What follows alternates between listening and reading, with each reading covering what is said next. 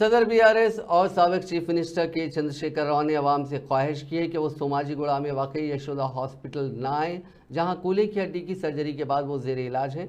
मंगल को जारी करदा एक वीडियो पैगाम के जरिए उन्होंने अवाम से कहा कि वो आइंदा 10 दिनों तक उनसे मुलाकात ना करें, क्योंकि हॉस्पिटल को बड़ी तादाद में अवाम के पहुँचने की वजह से दूसरे मरीजों को मुश्किलात पेश आ रही हैं और ख़ुद उन्हें भी इन्फेक्शन का ख़तरा लाहक हो रहा है। उन्होंने आज दवाखाना पहुंचने वाले सैकड़ों अफराद का शुक्रिया भी अदा किया, जो हर किसी से ख्वाहिश की कि वो उनकी आयादत के लिए दवाखाने आने की जहमत ना करें, क्योंकि ऐसा करने से ट्रैफिक का मसला भी पैदा हो रहा है। वो बहुत जल्द सेहतियाब हो जाएंगे, जिसके बाद अवाम उनसे मुलाकात कर सकते हैं। ఈ రోజు వివిధ ప్రాంతాల నుంచి రాష్ట్రం నుంచి వందలాదిగా వేలాదిగా తరలి వచ్చినటువంటి అభిమానులందరికీ నా హృదయపూర్వక వందనాలు.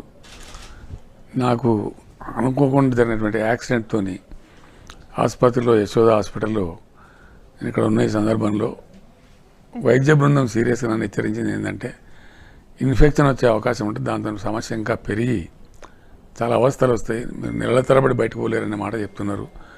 దాన్ని గమనించి దయచేసి మీ అభిమానానికి నేను 1000 చేతులు వచ్చి మీకు దండం పెడతా ఉన్నా. మీరందరూ కూడా ఈరోజు బాధపడకుండా మేము ఈ స్వస్థలాలకు మంచిగా క్షేమంగా వెనుదిరిగి పోవాలి. రేపటి నుంచి కూడా నేను రాష్ట్ర ప్రజలకు విజ్ఞప్తి చేస్తూ ఉన్నా, దయచేసి కనీసం ఇంకో 10 రోజుల వరకు ఎవ్వరు కూడా తరలి రావద్దని, అది అందరికి కూడా మంచిది కాదని చెప్పి నేను వినయపూర్వకంగా విజ్ఞప్తి చేస్తూ ఉన్నా. కింద ట్రాఫిక్ సిబ్బందులు కూడా ఉన్నాయి. హాస్పిటల్లో మనం కాకుండా వేరే వందలాది మంది పేషెంట్లు కూడా ఉన్నారు ఇక్కడ. వాళ్ళ క్షేమం కూడా మనకు అంతే ముఖ్యం. కాబట్టి మీరు అన్నేదా భావించకుండా క్రమశిక్షణతో దయచేసి మీరందరూ తిరిగి మీ ఇళ్ళకి క్షేమంగా చేరండి. నేను మంచిగా అయిన తర్వాత తప్పకుండా రోజు 10 మధ్య ఉండేవాడినే కాబట్టి మళ్ళీ కలుసుకుందాం మనం, దానికి ఇబ్బంది లేదు. దానికి ఇప్పుడు కింద కేటీఆర్ కానీ మన అక్బరుద్దీన్ ఓవైసీ మన మిత్రపక్ష నాయకులు కానీ ఉన్నారు, వాళ్ళందరూ మీకు చెప్తారు.